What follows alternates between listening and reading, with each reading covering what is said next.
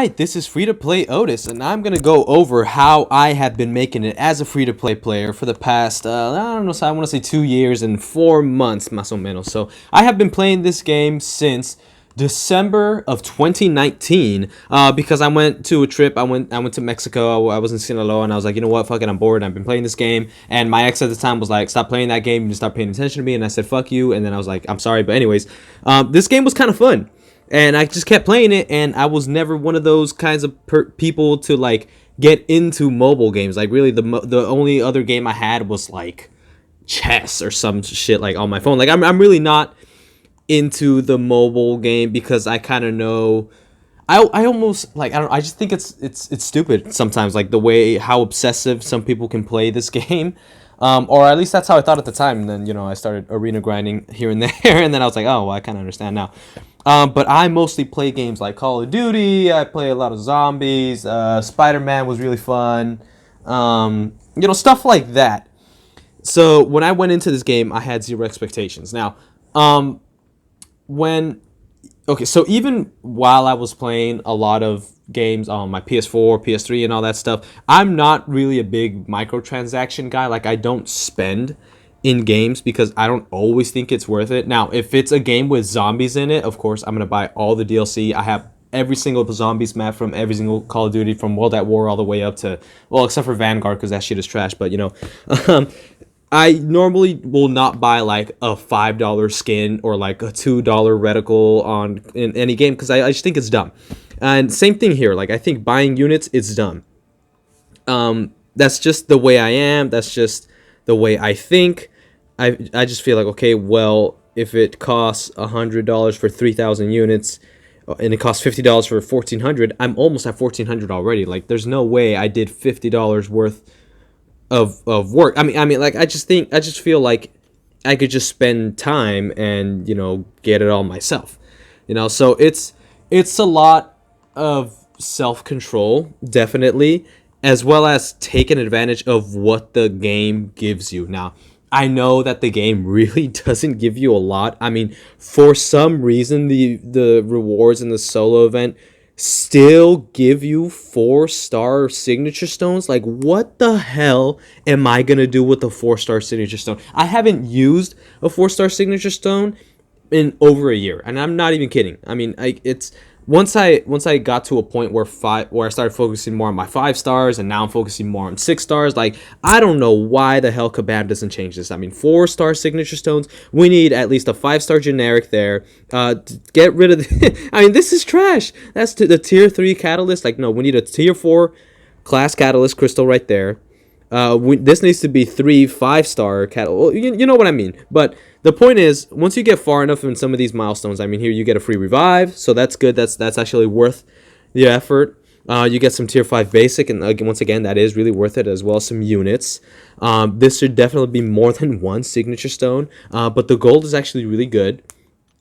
I just open up all my gold like as soon as I get it, and I'm kind of like poor right now, like 2.2 million. I did a mass rank up not too long ago. I brought up a whole bunch of champions up to rank 5, another 6-star to rank 2, and all that stuff. So but the reason I'm able to do all that stuff is because I also save my resources a lot.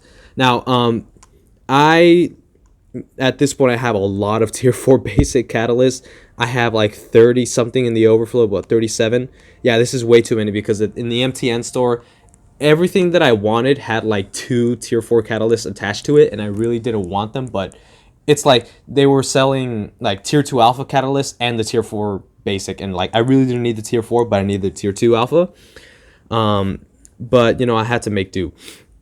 But anyways, I really don't spend my resources without putting a lot of thought into it. Like, I really don't rank up a champion without thinking about it for a couple of weeks. Unless like I already know, like, oh, as soon as I get this champion, I'm ranking him all the way up. But it mostly comes down to how much I play the champion, how much I like it.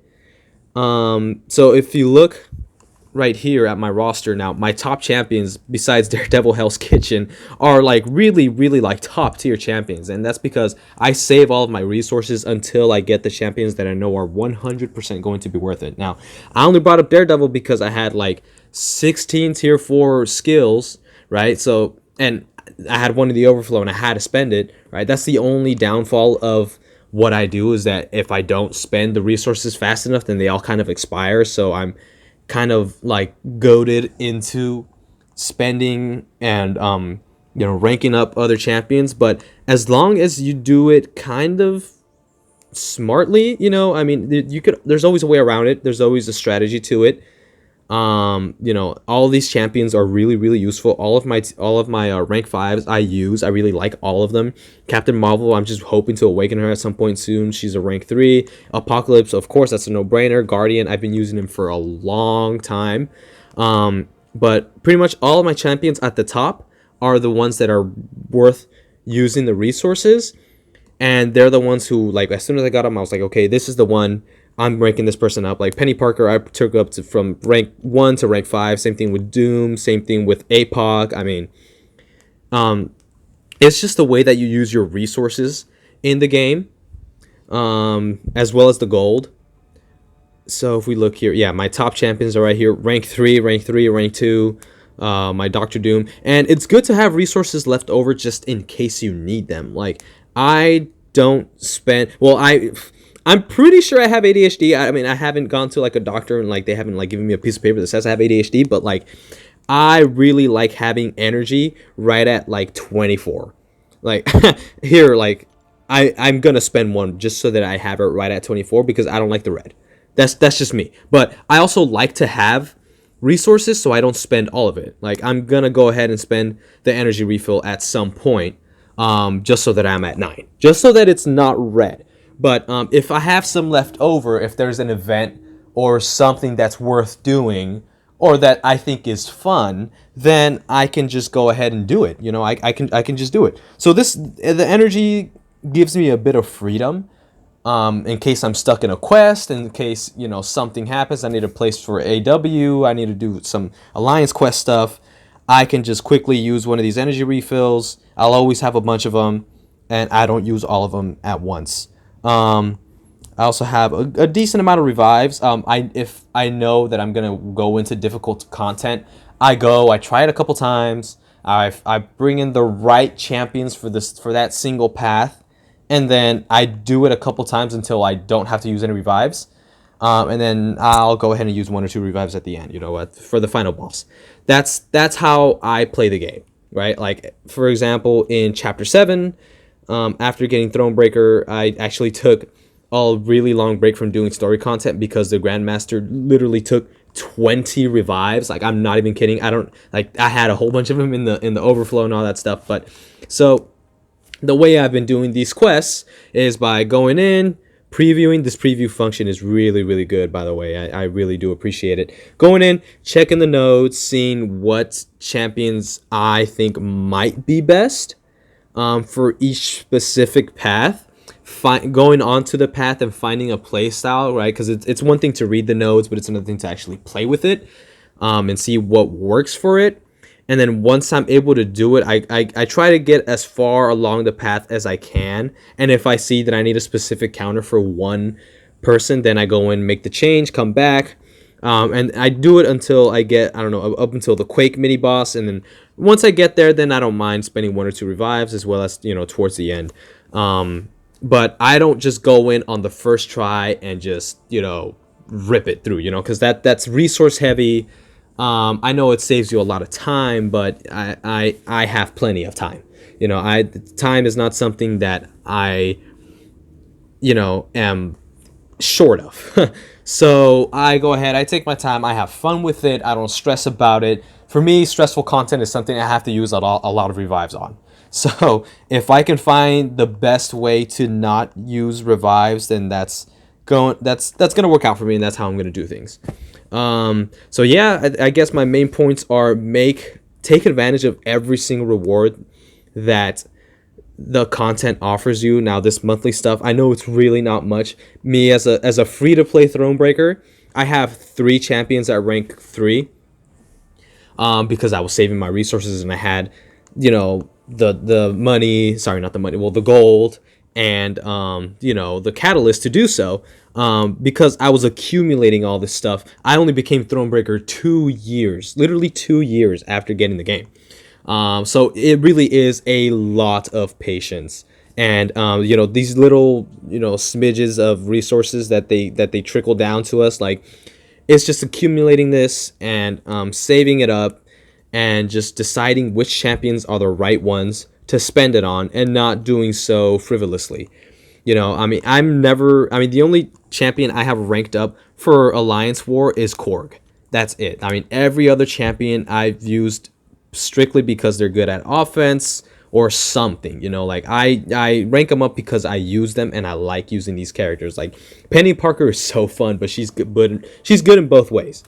So yeah, I mean, unless I get to the point where I just have so many champions ranked up and I have all this gold and all these catalysts, then I'll start ranking up other champions, preferably 6 stars, just because 5 stars are so resource heavy. But at some point I'm going to be able to do things for Alliance War and Alliance Quest, but for now I'm doing things for myself, even though I've been playing this game for such a long time. But anyways, this is how I play this game as a free-to-play player. I know a lot of other free-to-play players do it differently. I actually still haven't completed Labyrinth of Legends, but I've gotten like 75% of the way through. I'm being patient with that as well. I'm waiting until I bring up my Professor X and as well as my Cable, because my team is going to be 6-star rank 3 APOC, rank 3 Strife, which I don't have in my rank 3 yet, but he will be pretty soon. I'm halfway towards another mutant. And then I got to rank up Cable to rank 5. And once I get that entire team, I think all of them individually are actually able to take a Labyrinth fight on their own at rank 5. So, yeah, I'm gonna wait to do that. I know it's a lot of Thronebreakers at this point have done Labyrinth of Legends, and honestly, the rewards may not even be worth it. But if I can finish this content without like using too many revives, like I'm gonna be more than happy. But anyways, if you guys have any more questions about free to play, any more suggestions about how to play this game without spending too much, if you have some type of habit that maybe you kind of inclined to do so, if you're impatient, just go ahead and put it in the comments and we'll see what goes on over there, right? But thank you guys so much for watching this video, and I hope you guys have a nice one.